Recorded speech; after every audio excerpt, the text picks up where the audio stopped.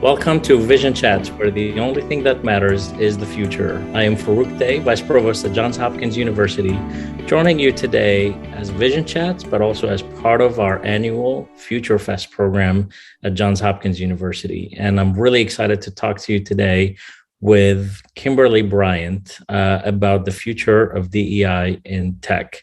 Kimberly, welcome. Thank you so much for being with us today. Thank you so much for having me, Farouk. I'm looking forward to our conversation. Looking forward to it. Let me just make sure that I do the proper introduction for you to the people who are joining us tonight.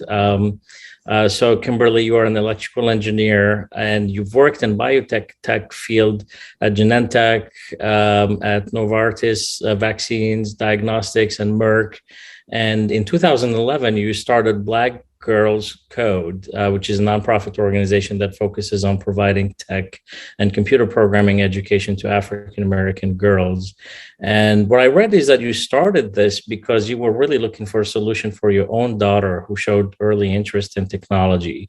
Would love to learn a little bit about the beginnings and how that started and how you became, as you call it, the accidental nonprofit entrepreneur.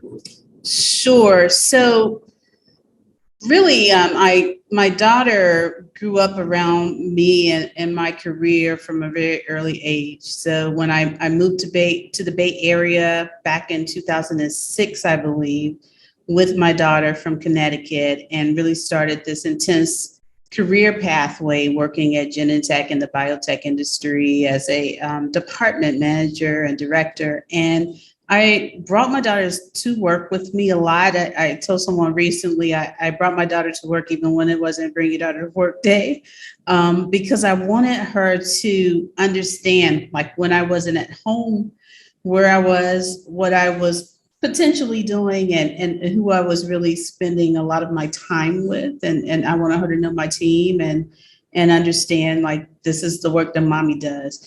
But I really did not have an anticipation that she would perhaps, want to go into the field of engineering because of her interest at that time was more, she was more into animals, all kinds of animals. She was kind of obsessed. And I thought she would be a veterinarian. I would finally get a doctor, but even if it was a pet doctor, I thought she would be a vet.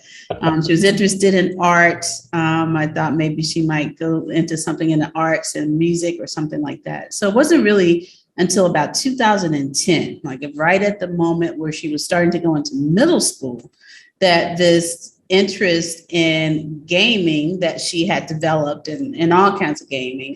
She was like a Dungeons and Dragons kid. So she was into Dungeons and Dragons. She was into all these video games. And it was this one game called World of Warcraft that she was just really literally obsessed with. But like anything, Neopets, Game Boys, anything electronics she liked.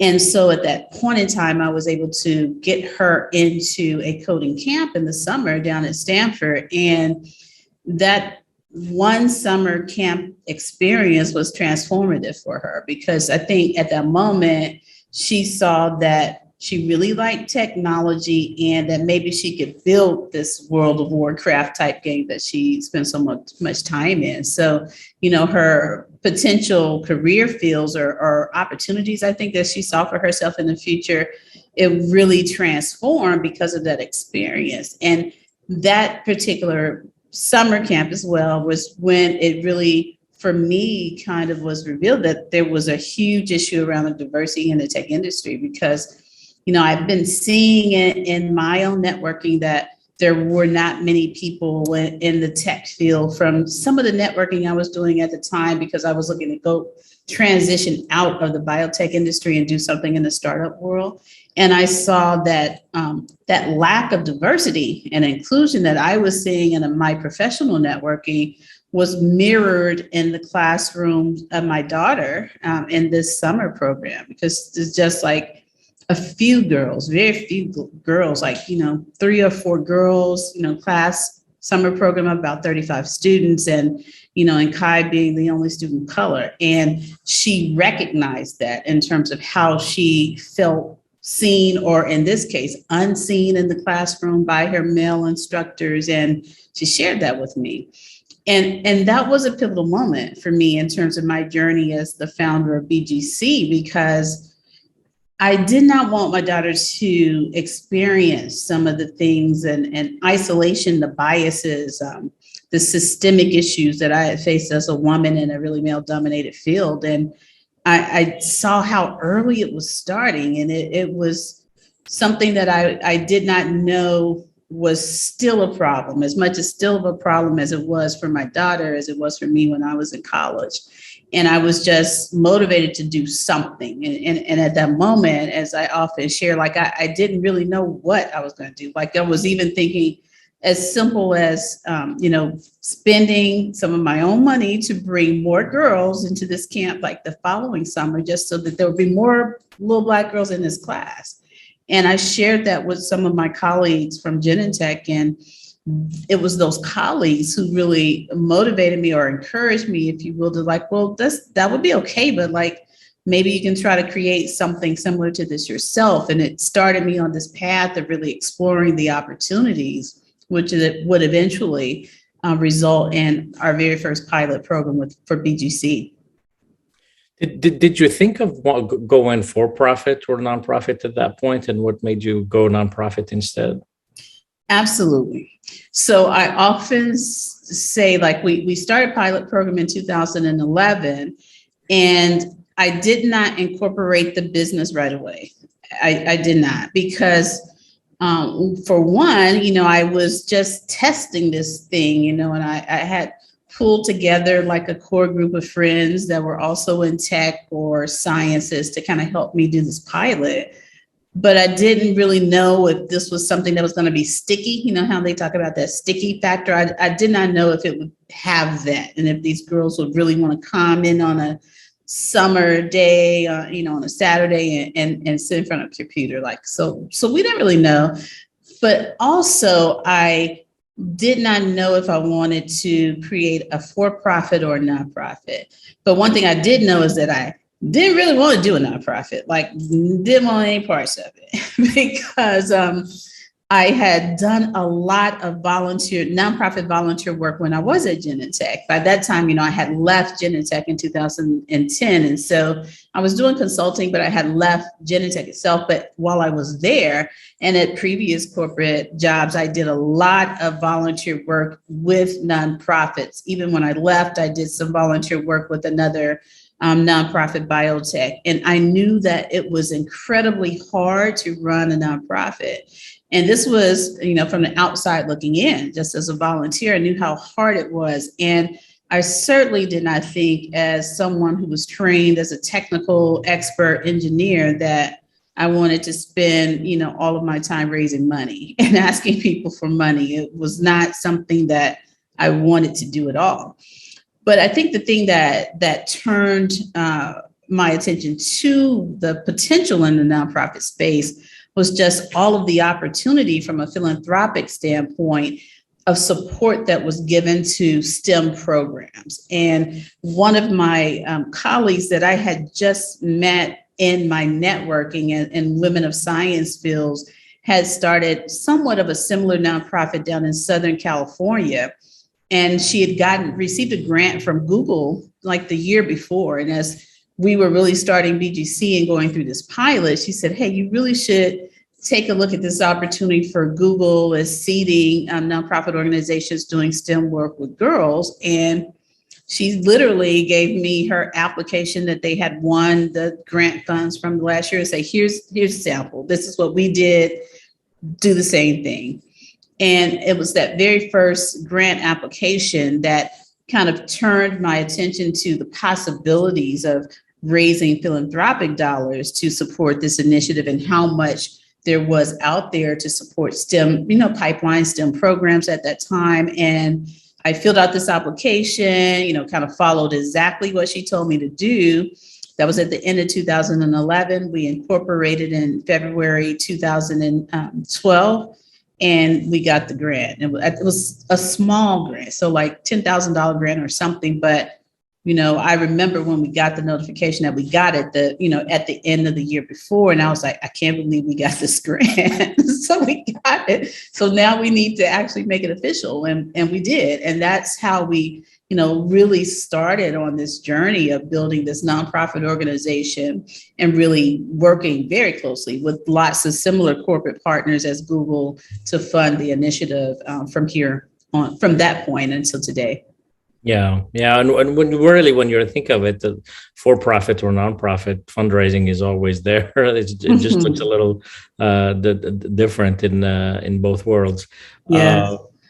But you've done a really good job at making this a sustainable program, and you've been listed as one of the 25 most influential African Americans in technology by Business Insider, among many other awards. So congratulations, Kimberly.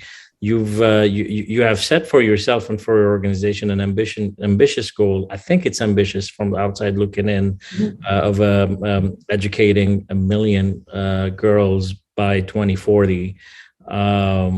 How is that going? I think more importantly, like you set a goal like that, it's ambitious. Of course, visionaries like you would definitely put a high bar like that. And then you get into it and then you realize stuff. What did you realize once you got in the mud and just say, okay, let's do this and get to that million, the challenges that are out there? Yeah, that's a great question. I always, well, I don't know if I always say, but I will say that that goal is very googly. It's googly. So the Google dust is all up in a lot of Black Girls Code because they were the very first funder that supported us, and they've supported us throughout our mission. And as the organization has grown and scaled, our New York office is actually in the Google building today, and that's the lab. And so it's very googly in terms of that vision. And I think in that very first program, I'm remembering now that the reason we set that as a target goal, because they trained us in this vision thinking and vision setting of having a BHAG, like this big, hairy, audacious goal. And in that very first program, in that cohort, we set that as a target for BGC is to reach 1 million girls by 2040. 2040 being one of those, that 22 decade span of the decade in this century where the number of minority or BIPOC folks will outnumber those that are non-BIPOC. And we're like, that's a good target for us as an organization. To date, we've reached about 80,000 students. We're really growing. But I think to answer your question about what did I realize that what may be difficult about that is that I think around 2018, as we were continuing to build this chapter-based program model that we created, back in 2012, we found that, so really to hit 1 million girls by 2040, it's doable, but it's going to be very, very hard to do that with the chapter-based model that we have because it's so hands-on and intensive.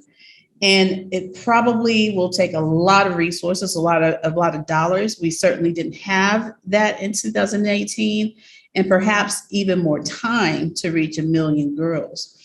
And so we really started in 2018 to closely track our impact and our numbers and to build some infrastructure to really understand what we were doing and what the impact of that work was in terms of student reach.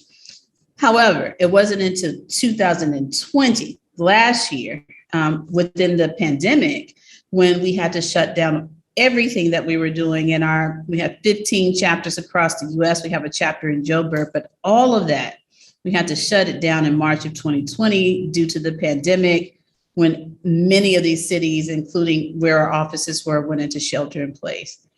Everything that we had planned for that year, stopped in that moment in the second week of March of 2020.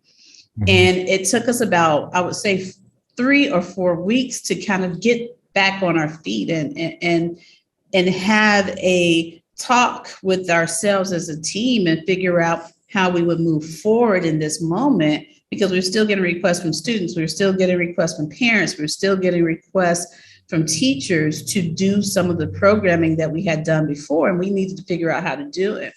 And as a result, we went virtual. And so we took a lot of the programmatic models that we had done in these in-person workshops and chapters, summer camps and everything, and we transitioned all of that into virtual formats. We learned how to deliver programs on Zoom and other technical platforms, and we started to expand our reach well beyond what we have ever anticipated. So like we had talked about doing virtual programming before, but we never did it. Like we were like, well, yeah, that may be interesting, but we never actually implementing it in theme virtual. But in 2020, we had no choice.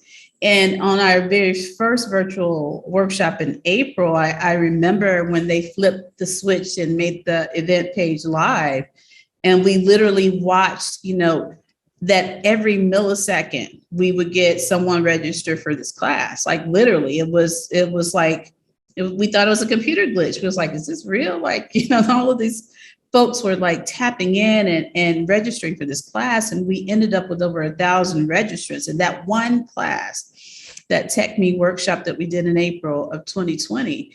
And as we started to do more and more of these events, we saw that not only could we reach students in our chapter-based cities, we were reaching students from all over the world. So all the way into the Middle East and to Canada, into Europe, Caribbean, Africa. Like it was mind blowing when we looked at the data of where our students were coming from. And at the end of the year, when we actually looked at all the information in terms of our impact numbers, for the very first time in 10 years, we exceeded 10,000 students in 1 year. We'd never done that before, ever. And almost all of that was because of this virtual platform that we created and the ability to extend our reach far beyond what we ever imagined. And so as we came into 2021, we recognized that that big, hairy, audacious goal, if you will, probably wasn't big enough. Because if we really harness the power of virtual programming to its fullest extent, we could probably reach 10 million girls by 2040, if not more. And so I think the interesting part of that for us was understanding that sometimes to reach a goal that seems unattainable, you have to think outside of the box of what you ever imagined and how you were going to get there. So the road for us getting there is quite different today than what it was back in 2012. But why did it take a pandemic? It feels like it took a pandemic for all of us to find this new path or this new way to scale, really, to be able to give access to more and to be able to do our work. The story that you describe is not unique to Black Girls Code. It's almost any other education in general, including schools and universities. And it feels like we all were able to leverage technology to its fullest, or at least a lot more than we have in the past. But it's been around for a while, it's been around for at least a decade, possibly two. So I wonder why it took a pandemic. Why is that? Well, I think for me, it goes back to this concept of privilege, right? So although I say that technology was a tool that helped us leverage our impact, it's also a tool that we saw as something that was perhaps a barrier to the communities that we were trying to serve. So one of the reasons, we had been so firmly attached to always doing our programs in person, always working directly with our students, is because many of the students in the communities we serve, they don't have access to a laptop at home. They don't have access in some cases to Wi-Fi. So I think one of the reasons that we have always gone into the community is because our intention was to always be able to bring resources in to those who don't have them. So for my daughter, Kai, who, grew up with a mom that was an engineer working in the biotech industry, even though she was a little Black girl, she was still a little Black girl that came from a household that had a certain privilege, right? Where she had things that could open up these opportunities for her. She had access to go to a, fancy, expensive computer camp down at Stanford. many of the students, like not far from the office where I am now in Oakland, California, in East Oakland, they don't have access to go to a fancy summer camp like that. They don't have a laptop computer at home. They may not have a desktop computer, or they may not even have Wi-Fi. So I think one of the things, the unfortunate revelations of the pandemic was also that although we thought I don't know if we thought, some said the digital divide is past, it's been closed, it's never been wider, because during the pandemic, that's all most of us could depend on for all types of things. And it clearly showed, and I think especially in education, how much a challenge that was for certain communities that didn't have access to these tools. So I think on the one hand, it shows what a great opportunity it is if we as educators even leverage these digital tools to expand our reach. But I think it also elevates, for me at least, this notion of access for all, and how much, when we talk about inevitable rights for folks, this issue and notion of connectivity is right up there to me, just because I'm a technologist with food and water and education. Connectivity could be what makes the difference in survival even for many communities. And I think making sure that we level the playing field in terms of access to connectivity and digital tools is going to be one of the most important things we do over the next century. This matters a lot more than just equipping people with, or in this case, Black girls with skills that can serve as in the workplace or at work. I think I'm certainly reading here also in everything that you say and everything that's about your organization, that this is about social impact and social change. I think about everything that has happened between 2011, when you started the organization, and today in 2021, beyond just the technology revolution and everything that has grown, but also just in our society, and in terms of social justice and what has happened, particularly in the last couple of years. So when you think of it, how does this matter? Not why, but how does this matter in relation to the social justice movement, in relation to bringing back social justice into the spotlight, the murder of George Floyd last year, and almost the somewhat of awakening of a society that we've been living in an unjust society for all of this time, all these years. Maybe that takes you back a little bit to your own upbringing. And what you have observed and what you experienced as a little Black girl yourself. I know you talk about that in your TED Talk, which I really appreciated. And you compare sort of almost like I'm hearing the story about your inner voice versus what shows outside in the pictures. So I'm wondering, like, if you can offer some reflections about how things have changed since the civil rights movement, in which you grew up into, to today, and how a program like this, Black Girls Code, could make a difference. Yeah, that's a fantastic question. So, I was born in Memphis, Tennessee, back in 1967, and when Dr. Martin Luther King was assassinated in Memphis, I was 1 year old. And I remember, as I've gotten older, my mother really explaining to me how, when Martin Luther King was assassinated in the streets and the inner city streets, there was riots all over, and how these tanks, like these actual army tanks, were going up and down the street. And my mother was at home with me. I was a baby, but of course not of course, but my father was somewhere out in the streets with all of the rioters and folks that were really complete civil unrest. And it's not lost on me growing up in Memphis, Tennessee, how much a stain and legacy that moment happening there is to the work that I do now. My mother was the youngest in her family of 10 siblings and never got a chance to really go away and go to college like I and my siblings were able to. You know, her mother moved up to Memphis, Tennessee from the deep South, Mississippi during the Great Migration. She's a domestic worker. She did have her own businesses in the community, but her primary income was as a domestic worker.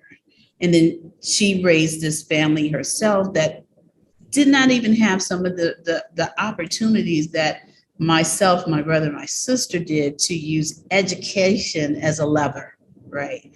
So for me, when I look at, my family lineage of,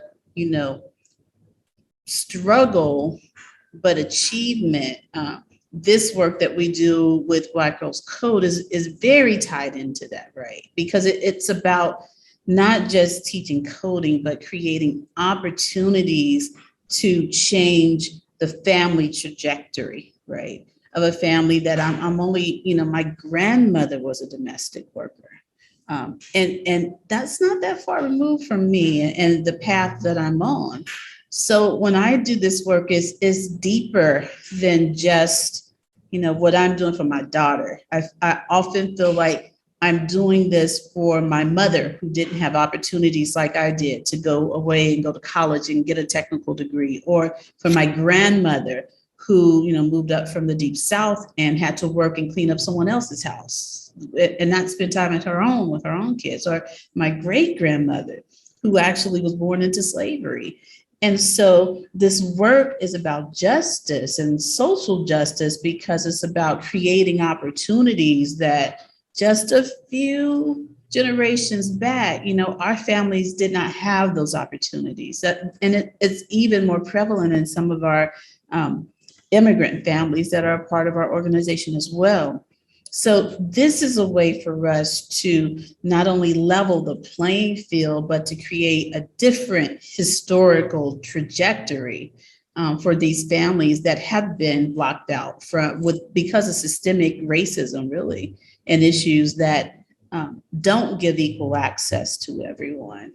And even with that, I will say that I often, think about those very first years for me in college and going from, Memphis, Tennessee, where I was on this quote unquote accelerated track, if you want to call it that. I feel there's some issues with optional school programs, but that's what we had in Memphis. And so I had this conversation even with my older brother just a couple of days ago, how, we're at home in Memphis playing in the streets, literally with our friends.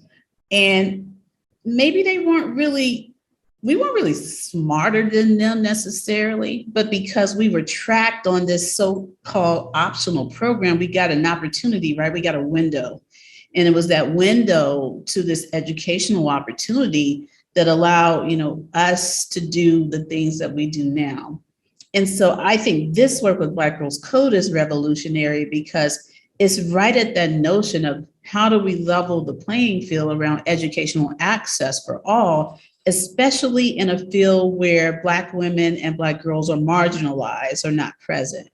And how do we do that? By pushing them to the forefront with this really asset-based lens. So like we really leaned into that this year with our girls of creating an asset-based model where we're not trying to fix them or trying to fix anything in them. We're trying to really nurture the skills and the talents that they already have and center them, as the answer to the tech industry's issues and not as a problem to be solved. And I think that's what ties us to like true social justice work. Yeah, I want to tell you what how this means to me, or what this means to me, Kimberly. So what we teach at Hopkins and what I've been orienting our entire team is to make sure that the two factors that can be transformative in people's lives are accessible to every single one of our students, regardless of their background or social capital. And those two things have to do with experiences and people. And that is what is typically missing for those populations that lack privilege. The experiences, and I add immersive experiences. So it's not just a window dressing experience. Is that we want people to really be immersed in experiences that can give them a sense of their values, of their skills, of their interests, and that allow them to tap into the original ingredient of inspiration, which is curiosity. That you are able to truly pursue that curiosity in order to transform it into inspiration and then act on it and prototype on it and try it out. We teach our students to experiment, to prototype around curiosity and around inspiration. But prototyping and testing things out involves risk and involves doing things at the expense of other things. And that's where privilege plays a role. So we're really always conscious of this idea that if we're really trying to push people towards living their best lives and discovering areas of passion and pursuing these types of pathways, that we have to make it possible for people to experiment, to experience, and to connect with people, to see themselves in other people who look like them, and also to have mentoring connections, to have people who can orient them. These two things are just so hard to scale. I think your efforts are getting us there, among many other efforts are out there. But the challenge that I continue to see is that it's really difficult to scale not only access, but also the outcomes of participating in immersive experiences, and then access and the outcomes of participating in relationships, whether they are role modeling relationships or mentoring relationships or those types of connections, these networks. I wonder if you have insights about what needs to change in either public policy or in the way funding is used, or in the role of philanthropy or corporate social responsibility, or in education, or in programs like yours, to make a difference like this, that to make it possible for every single person, student that is, to participate in immersive experiences and in relationships, regardless of their background and social capital. So that's sort of how I conceptualize it, and that's why I'm just really so I really so appreciative of the work that you do. Yeah, it's interesting that last week I was somewhat off the grid at the summit experience called Hatch, HATCH, and it's an organization that does this summit for social entrepreneurs, startup founders that are doing transformative work. They do it once a year. Didn't do it last year because of COVID, but been going on for about 18 years. And they bring a group of us, social innovators, so to speak, together in all different facets. Some people working in regenerative food, some people working in climate change, some people working with marginalized communities and immigrants, others in education like myself. About 100 of us get together in Montana or some remote location for a week and really do a series of labs, if you will, action labs on varied topics to do just as you said, like bring thought partners together and do a series of tiny experiments and just explore our curiosity. And I was sharing this experience on a one-on-one I was doing with one of my colleagues today. And I shared with her that how transformative that experience was for me, because I don't often get time to just sit and think and explore what if, right? What if with others and explore this concept of curiosity. And also one of the things you said, really immerse myself in problem solving and having an opportunity to be seen.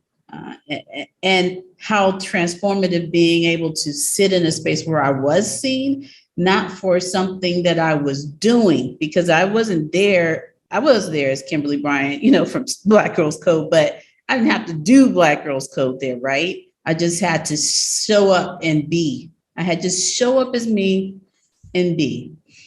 And that was powerful for me, because usually we ask people you have to do something to get something. I didn't have to do anything. I just had to show up and be. And one of the action labs that I participated in was reimagining philanthropy. And we had a wonderful discussion over 3 days about all these different ways we could change philanthropy and what would it look like.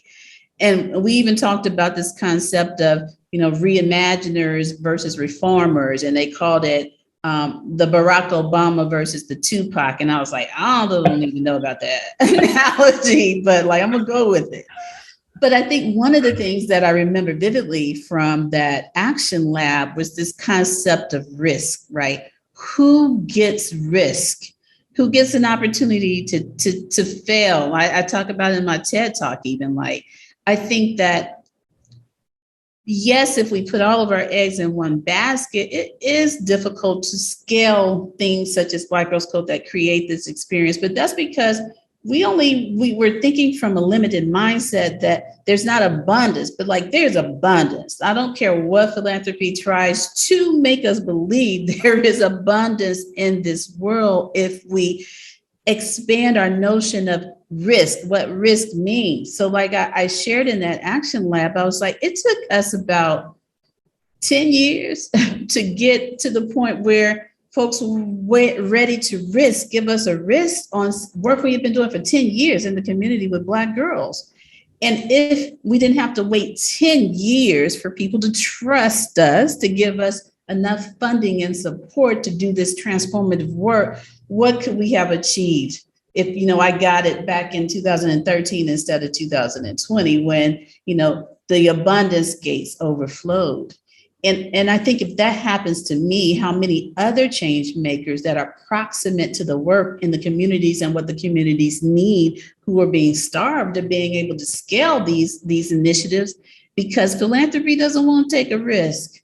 So it's only some of us that get to take those risks and fail. Only some of us get that opportunity. That is if we don't. And so I think that lulls some of us to think, yeah, it's very hard to scale. No, it's not. But we do need to take some risk, and we need to do some small experiments, and we need to bet on some people that have these ideas that what is best for their communities. And we need to see what floats to the top, what doesn't sink. And we need to be okay if some of them do fail, because that's how we're going to get to the thing that really transforms the world, so to speak. So I hear that, but I say, nah. I say, nah. I was like, nah, there's a lot of abundance in this world. And I think that what we're lacking is giving those folks who are really able to transform with some of their ideas because of their proximity to the issues a chance to fail and then a chance to succeed.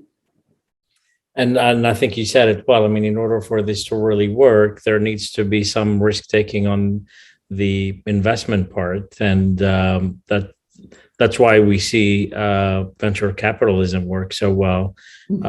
Is that the risk tolerance there is really high. I didn't realize until I just heard you say this that philanthropy is so risk averse. It's very risk averse. I mean, it's funny that when I started Black Girls Code, I did create it as a nonprofit. Before I started Black Girls Code, I often tell a story how I was really on this pathway to start a startup company, a health tech startup company. That was what my vision was. I didn't have a particular thing that I wanted to do, but I knew that I wanted to stay in health field in some way, and I wanted to do a tech startup.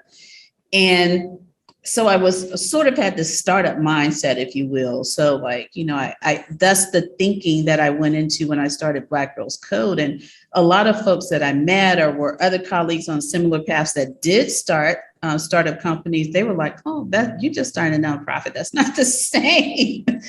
And, 10 years later, I'm like, are you kidding me? Like I've worked 100 times as hard as you probably did to get where I am in terms of a revenue and funding that we've been able to build with BGC over the last 10 years to, startup companies that get, millions of dollars, for an idea on a paper napkin. And those type of things do happen. And so I think this concept of risk versus reward is something that's very challenging in the nonprofit industry. And if we could find a way to de-risk some of these investments in the philanthropic field, I think we could get to a lot more brighter solutions. Yeah, I would imagine that maybe the pandemic has helped a little bit with that. Tell me if I'm wrong. I'm very much might be. And I would imagine that also the perceived stronger interest in social justice issues and in bridging the gaps between the haves and have-nots in the last couple of years, especially. Like I'm often talk about wanting to see corporations and wealthy individuals go beyond statements on LinkedIn whenever a Black man gets murdered, and actually start putting some of their money behind those statements. Maybe we were at a turning point where we're starting to see more of that. Has that been your experience? Have you seen more of an opening towards supporting nonprofits like yours? Without a doubt. So for me, one of the things that was interesting is that when we came into 2020, as I mentioned, we shut everything down, all of our offices and such, in the second week in March. And we were really uncertain, like how the organization would be able to navigate this year. We thought we would lose a lot of funding because we couldn't do all of our programming. It was a real moment of uncertainty, and we were not anticipating what would happen after, those first few protests started around the country right around June 13th. And it really was like an avalanche of support that happened. And similar to when we went virtual and we saw those numbers tick, tick, tick up, same thing happened the day of those protests. We saw our online funding, where people make donation links. We saw an exponential increase, which is we thought it was a glitch again. As a tech company, we always think something is a glitch. I'm like, that's a glitch, something's wrong. Because we were literally getting micro donations now. Like micro donations was the first thing that's hit for us. So individuals, young people, old people, people from all walks of life, all over the world, definitely all over the US, large towns, small towns, making donations. And it's interesting because I absolutely, truly believe that a lot of these individuals found us because they were probably online searching something related to George Floyd or something related to social justice or Black. And if you look at Google and you type in Black girls or something, Black Girls Code shows up. And I say that because I remember vividly when we first started Black Girls Code, the reason many funders and many philanthropists that we talked to were hesitant to support us was because our name was Black Girls Code. They liked that and they wanted us to change it. And we wouldn't, because we said this name is about empowerment. It's not about separation. It's about empowering girls and affirming their value. And we wouldn't change it, even if we didn't get the funding or we didn't get that support. And fast forward, 10 years. And it's that name that helped all these individuals and all of these areas that had never heard of us before. That's how they found us. And it was really those individuals that led the way. So we had individual influencers on Instagram. We had little kids literally in Connecticut with a lemonade stand and a sign walking around their neighborhood saying, help us support Black Girls Code. These weren't little Black kids. These non-Black kids walking around their neighborhood. And it was phenomenal to me. We had people in Ireland doing, I think they did see, I don't play cards, so I don't know, but they were playing a card. They had like a bingo night or some type of bid list or card night, and they did this game and they sent all the money to Black Girls Code from, overseas. And all of these were because of this focus on social justice and supporting the lives of BIPOC individuals. And people found us and they saw us in that moment. And then the corporations followed. So I do think it changed, but I think it's interesting and important to highlight here that it wasn't the corporations that led the way, it was the individuals. And I think that's important because I think in that moment, I don't think sometimes we don't recognize our power as individuals, but it was those individuals that were out walking on the street. It was those individuals that supported organizations like us that made, and I believe, mega corporations start this notion of focusing on social justice and putting their resources towards organizations like Black Girls Code. I think many of us in the social change space, however, were like, well, let's ride this moment, but let's see if we can take this moment further into more of a movement. And I think when we think about these mega corporations, that still remains to be seen if some of those corporations and large conglomerates are following up on those promises. So that's still an open item or question, if you will, I think, for some. But I think for organizations like ours and others that are doing this social justice work, I think we saw and leveraged the power of the individual in ways that we had not been able to do before. And I think that's the thread that's going to differentiate how these organizations and these movements move forward from here on out. What a reminder of how much has changed in just 10 years, but also how much we still have to go to really create the change that we want and that we deserve. What is it that they didn't like in the name? Is it the word Black, or is it girls, or is it both? I can't imagine that it's code. No, I think they like. I don't think they like Black. I don't think they liked Black. I think some saw that as incendiary. I think some saw that as separatist. And it's interesting because when I came up with the name for this organization, Black Girls Code, it wasn't a Black woman that gave me what would I call it? The comfort to move forward with it. It wasn't a Black woman. It was another change agent who's from Philippines. She's a Filipino woman. And I met her at another entrepreneurial conference up at UC Berkeley. And I was sitting in the audience listening to her talk.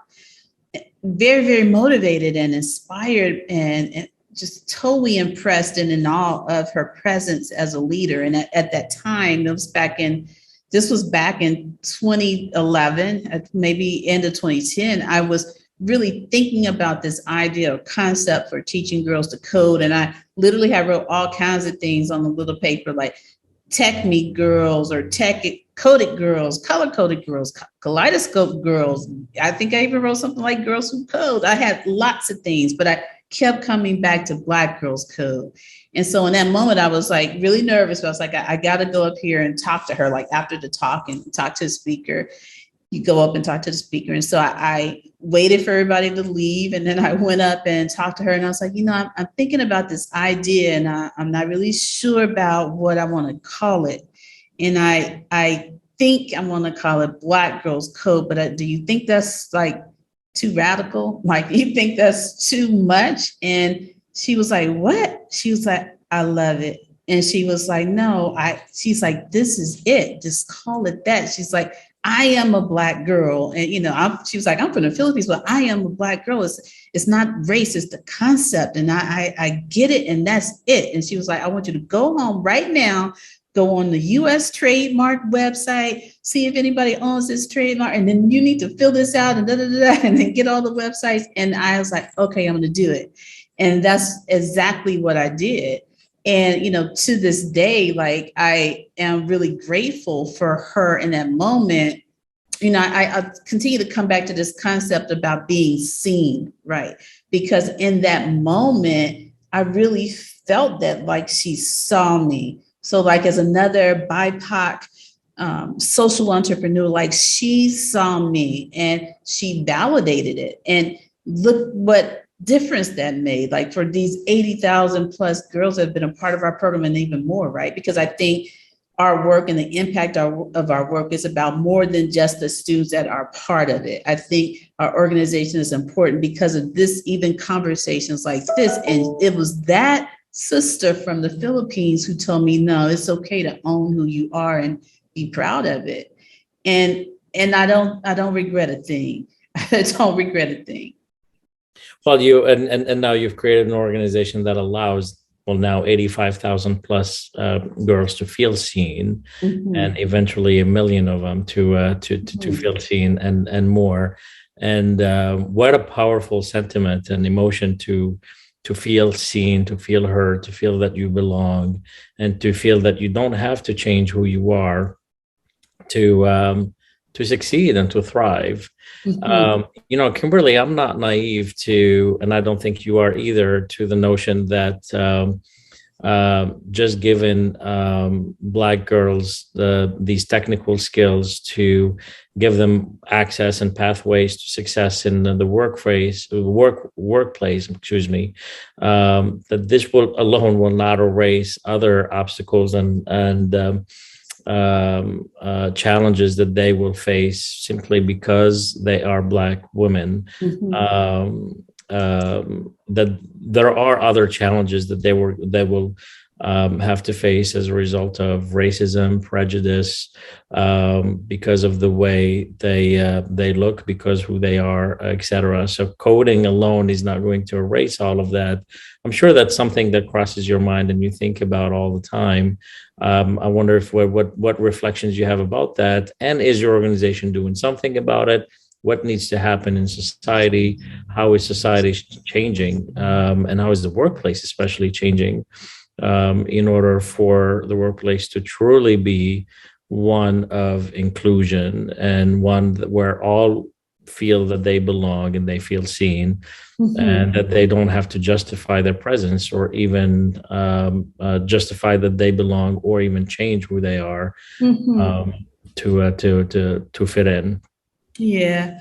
So we often say, and I've often seen, I actually have seen the transformation within our program, but there are girls that started with our program back in 2012 when they were, 10 or 8 or 7. And we have pictures of them. And I get texts and emails from them now as they're starting their college careers or about to graduate. And they're very different girls in ways than they were when I met them at 7. And often I think the thing that is different about them is not that they're different people, is that their sense of self is different. Their self-confidence is different. This sense that we say we want to support, this sense of self-efficacy is different.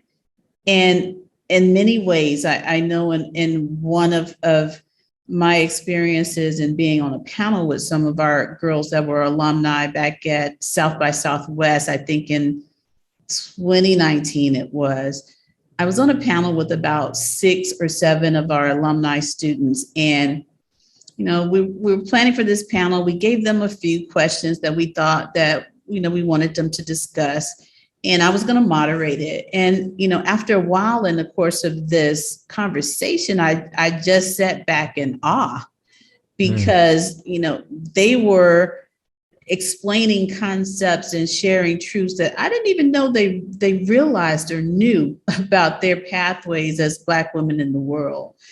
But they were saying it with such self-confidence and conviction that I was like, yeah, we got something right with Black Girls Code. And it wasn't about how many languages that they can code in. It wasn't about how many apps they created. It wasn't about how many websites they created. It wasn't about how many tech job offers or internships they had. It was because they were able to find their voice as young Black women. They were able to affirm it, and they were able to share their truth in a way that they could write and own their own stories and not have them written for them. And that's really about what this work is about, more so than creating cultures. Like, do I want to create the female Bill Gates or Mark Zuckerberg? Yes, or better than that, though. I want to create something better than that. Yes, I do. But I also want this organization to be about creating this next generation of self-confident women and leaders who can build the bridge for the generation after them and the one after them, and so on and so forth. And I want them to be able to write that story and not have it written for them. So it's really about that more than anything, is making sure that they know that they have everything that they need right now, even if society says that they're less than, they are not. And everything we do is about affirming that concept, so that when they leave a Black Girls Code space, if nothing else, they'll know that they are what we envision them to be in terms of our future leaders and innovators. When I started my career 20 years ago, I remember that part of the work that we were doing was to teach students how to behave professionally in the workplace and how to be professionals and how to pave pathways in their careers. And the word professionalism was thrown around a lot. And I think 20 years later, I look back at that cringing at the things that we were teaching 20 years earlier, because it was all based on standards of white supremacy and, what professionalism looks like. And, and that's everything from clothing to the way we speak, to the way we wear our hair, to all of that. And we still have a long ways to go, but certainly, I look and I see the evolution of what is being taught in higher education in terms of messaging, and even K through 12 in terms of messaging, and but also still how much more work to be done. So certainly there are the technical skills, but also it's about pushing the workplace to go beyond diversity from a representation and compositional diversity perspective, all the way to really adopt the values of inclusion and of belonging, and now it's even justice, especially the last couple of years. We're moving more and more to just having expectations of the corporate world and the workplace to be allies of justice movements. I'm hopeful that your organizations like yours will continue to push the workplace and higher education and institutions of learning towards an environment like that. It sounds like you're really on your way. Does that give you has that evolved your vision for your organization and even just for the world so far? Absolutely. I think, it's interesting that you bring it up. And the reason I responded that way is because we are ourselves doing some deep cultural work within our organization. And this work, is about power and how it manifests even in BIPOC-led organizations. And it gets to that notion that you mentioned, that we have all been conditioned in systems that were built on white supremacy. Mm-hmm. And so even when we get power, even BIPOC folks like myself and you, we hold power in the way we've been taught. But those systems were not created for us. Those systems were created to control us. And they're built on these patriarchal notions and racist notions that they're not for us, but that's what we know. And so that's what we do. And that's what we do even when we get power. And so part, I think, of this work, and I think the legacy that I want to leave for Black Girls Code, because I think it not only helps the team and the staff and the community we're serving right now, but like the folks that are going to be leading this organization in 10 years, 20 years, et cetera, is how do we recode those systems that we've been taught, right? And it came up for me even in a meeting that I was in as a leader with other leaders recently, and they said something like, well, oh, we're not really just trying to get hard on you, but like, this is what these meetings are about. And they're just supposed to be rough, and they're supposed to be, a lot of negative talking. And I was like, just because we were taught that, that's the way it's supposed to be by white men in power, doesn't mean we need to replicate that, right? So we should be able to think about how we can do something different that's built and rooted in more social justice, equity, and inclusion. And if we can't see that, if we can't see that we need to do it differently, then I don't think we're going to do it differently for our girls. And so that is just like, really, like, I was like, ooh, tired this week, is because that work is not easy, because that means we have to rethink. And, like I said, decode is red pill or blue pill it, in terms of everything that we've been taught to do it different, and to not succumb to the structures that were not meant to uplift, but to suppress. Ooh, yeah. I'm hearing a follow-up nonprofit here that you're about to get started. Decode, recode our systems and make them more just. Call me when you're ready to do that. I'm here for it. I might do that. I might do that. I loved everything you said during this hour, and I'm so here for it. I'm so into everything that you're working on. It's so important. I'm still stuck on the Obama versus Tupac thing. I don't get. I'm not sure which one is reforming and which one is reimagining. I know. I'm with you. I think you just gave me a riddle to try to solve tonight before I go to bed.